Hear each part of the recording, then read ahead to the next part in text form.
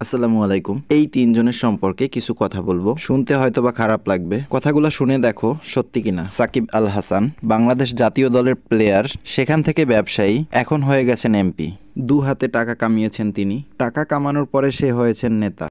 মাশরাফি বিন Murtaza player থেকে MP হয়েছেন, এখন হুইপ হয়েছেন। এরা দুজন ছোটবেলা থেকেই বড় হবার স্বপ্ন দেখেছেন।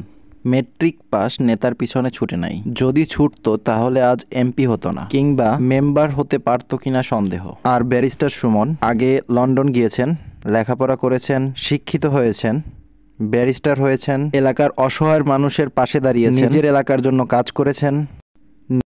নিজের এলাকার রানিং এমপিকে সে নাকানি চুবানি খাইয়েছেন গত ইলেকশনে। আর তুমি বাপের খেয়ে বাপের পরে 7বার মেট্রিক ফেল করা নেতার পা চাটো। বাবা মায়ের খবর নাই, ফেসবুকে পোস্ট দাও তোমার প্রিয় অভিভাবক ওই নেতা। ঘরে খাওয়ার মতো খাবার নাই, বাবার ইনকাম নাই, বাবাকে কিভাবে সহযোগিতা করতে হবে সে চিন্তা না করে ছবি তুলে ফেসবুকে আপলোড দাও ওই নেতা নাকি তোমার প্রিয় অভিভাবক। ওই প্রিয় অভিভাবকের জন্যই তুমি এলাকার মেম্বারও হতে পারবা না, আজীবন স্যাঁচরামি করে খেতে হবে। যাকে তুমি অভিভাবক বলছো সে তোমাকে কি দিছে? খাইতে দিছে? তোমার বাড়ির বাজার সদাই করে দিছে? এগুলো তোমার বাবা করে। তোমার বাবাকে কখনো অভিভাবক পরিচয় দিয়েছো? সিএনজি স্টেশনে চাঁদা তুলে খেতে হবে, অটোরিকশা ভ্যান পিকআপ থেকে চাঁদা তুলে খেতে হবে, আর মানুষের কাছ থেকে পাবে অভিশাপ। বলদামি না করে লেখাপড়া করো, মানুষের মতো মানুষ হও, গরু ছাগল মুরগির খামার দাও, তাও ওই পা চাটা বন্ধ করো। এই তিনজনকে দেখো, এদেরকে দেখে শিখো।